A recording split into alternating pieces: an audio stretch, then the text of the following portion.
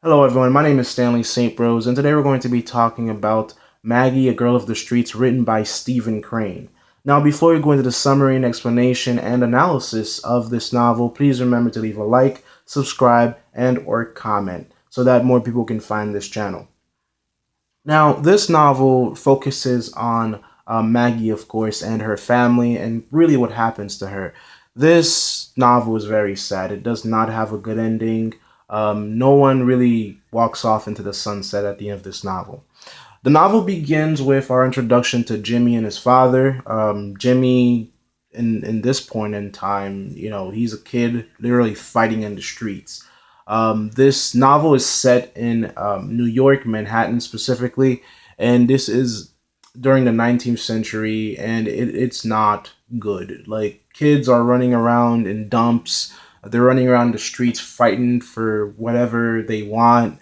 Um, People are drinking nonstop.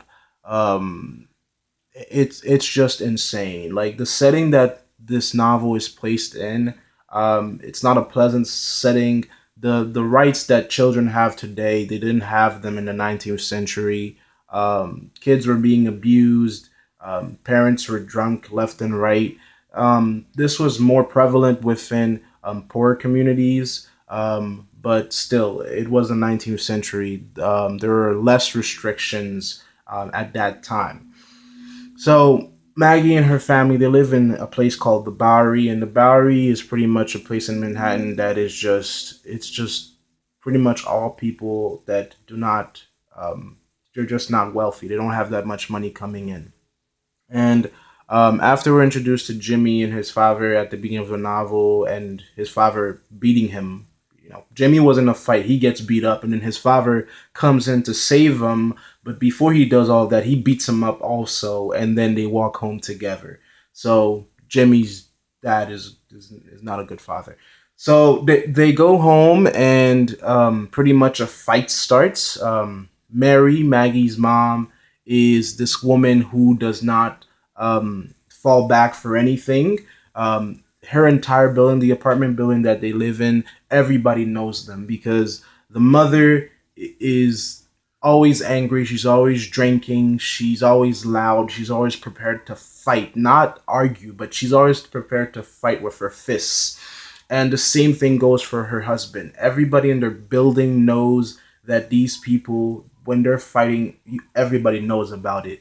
And right in the beginning chapter, we just see them go at it. They're just wrestling. It's an all-out brawl. Like, they're just they're just killing each other.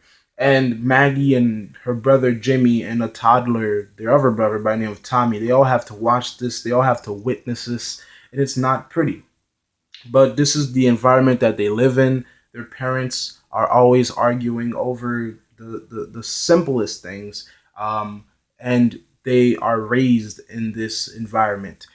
Quickly, right in the beginning, the novel really goes through this quickly. The father dies.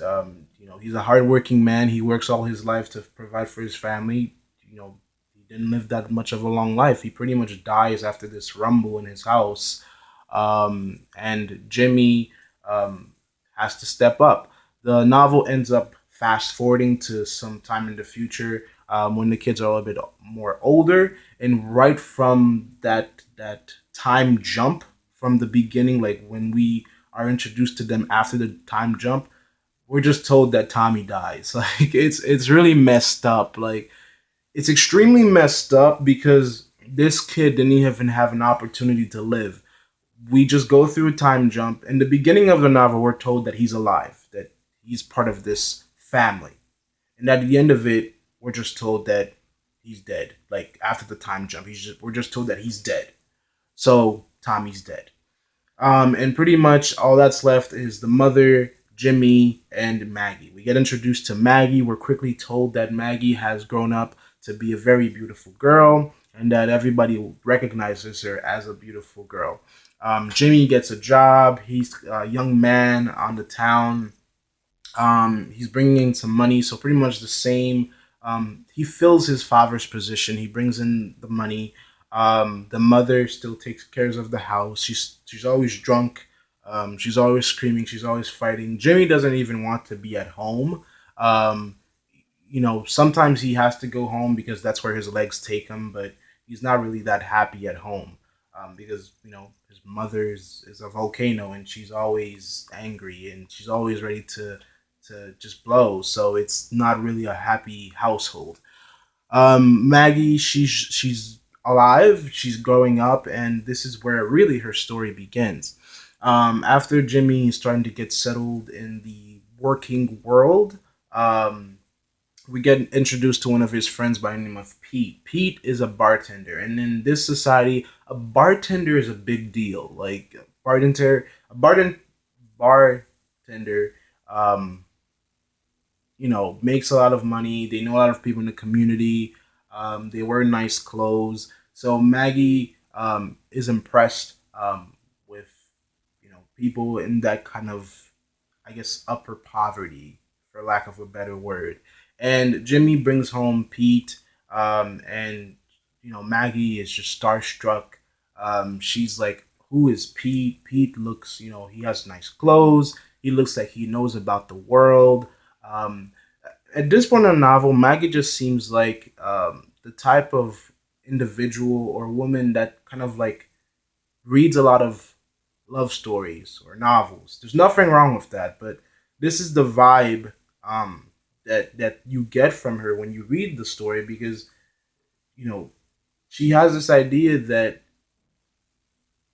if you dream about something and it comes at your door, what you wish for is going to come true. And in terms of reality, that's not really likely. She just looks at Pete. She sees that he has nice suits and he looks presentable. So she wants to be around him. She wants to be in his presence. Um, and this is where her life starts to go down the drain. Um, Jimmy is friends with Pete, but they're not like best friends or close friends. They just know of each other, and Pete and Jimmy just brought Pete home. So after Pete saw Maggie, they got introduced to each other, or they got to know each other. Pete leaves. Maggie looks at her life. She looks at her apartment with her mother and her brother. She starts to look down on her life. He's like, man, we're poor. We don't have the nicest things. We don't have the nicest furniture. We don't have the nicest clothes. I want to be more like Pete. I want to be more happy and around his type of people and in his community. And so um, Maggie looks to make her life better in that way. She like makes this flower thingy that she puts over the stove, and then her mother ends up tearing it up and um, discarding it. Sooner or later, um, Pete comes back and he says, "You're gonna go out with me," and they end up going out together.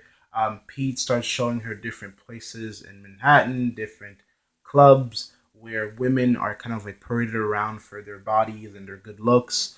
And Maggie's a little bit uncomfortable in these situations, but she goes with Pete because she's getting introduced to different people in different communities and a different way of life. She starts to like envy women with nice clothes and nice dresses and nice, um, you know, different ways that they dress and different ways that they move around the city. And she starts to long after these things. Um, she wants to be a part of that type of life. And her mother tells her, don't hang around with Pete because in the 19th century, women you only had two options. The first one was to get married, and hopefully you marry somebody with enough money to take care of you and your kids.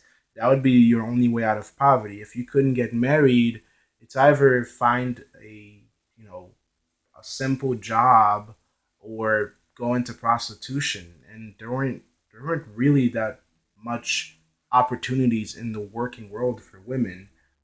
So if you didn't get married to somebody wealthy or to somebody that could take care of you, it's either prostitution or being poor forever.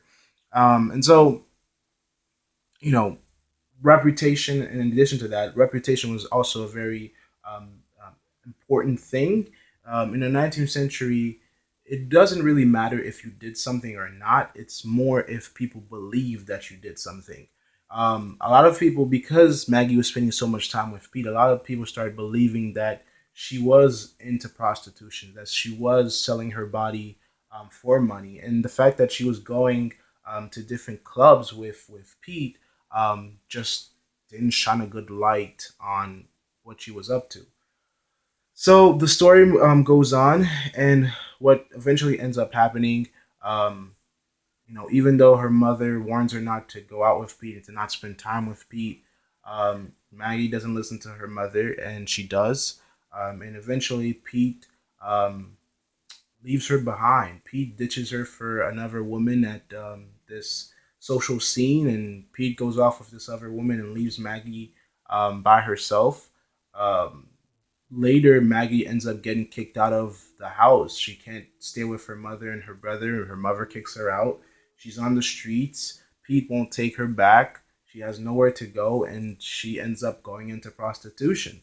And later in the novel, at the end of the novel, we're told that she's dead.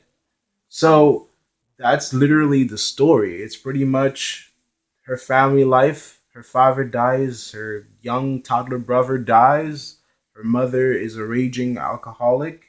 Her brother believes that she's ruined and Pete ruined her, and she ends up in prostitution and she dies by herself. No one to take care of her, no one to be with her, and it was just a sad life.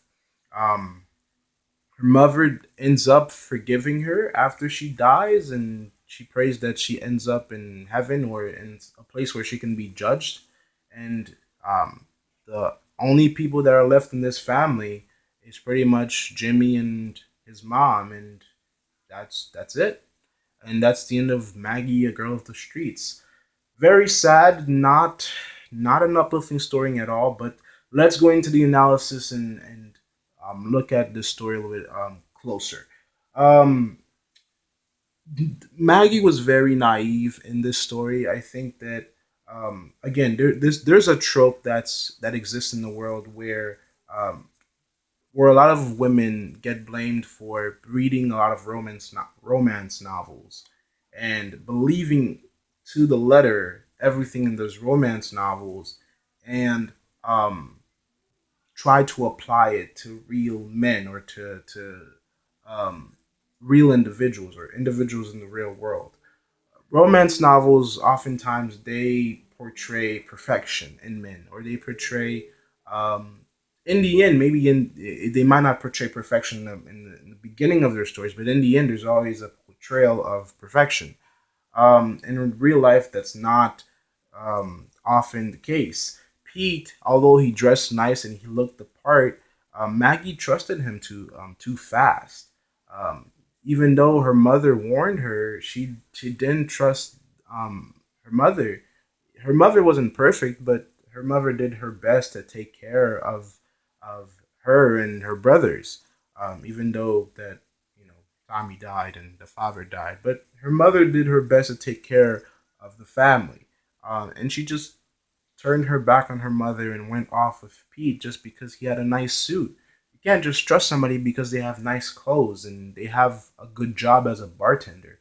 I understand that a bartender was a big deal in the 19th century and you can make a good chunk of change from it, but it shouldn't be a reason to abandon your family. So, in that way, I believe that Maggie trusted Pete too fast, and she was really naive, and um, she didn't understand the world that she lived in or the century that she lived in, and how little opportunities that women such as herself had. So that's so you in a way do have to feel bad for Maggie. You wish that she understood her life better and how she could have navigated better. But it was really hard because in this century, in this novel, people live life with alcohol. Alcohol was the thing that made them go on because they all got drunk to the point where they would forget how miserable their lives were because they live in poverty. There was no upward mobility. It was just all about survival from one day to the other. Um, so it was a very sad time. So Maggie was a child, a pretty girl, a pretty woman that didn't have many options. She tried to make an option for herself, but it ended badly, and she ended up dying for it. Um, there's a lot there, and it says a lot about our reality and when to trust and to not trust people. The other thing that's important within the story about Maggie, Girl of the Streets, I believe that Maggie trusted or wanted to have material things too much. In the novel, you could see that she wanted to be one of these fancy women that had the nicest dresses and the nicest things, um, not knowing the cost of those things.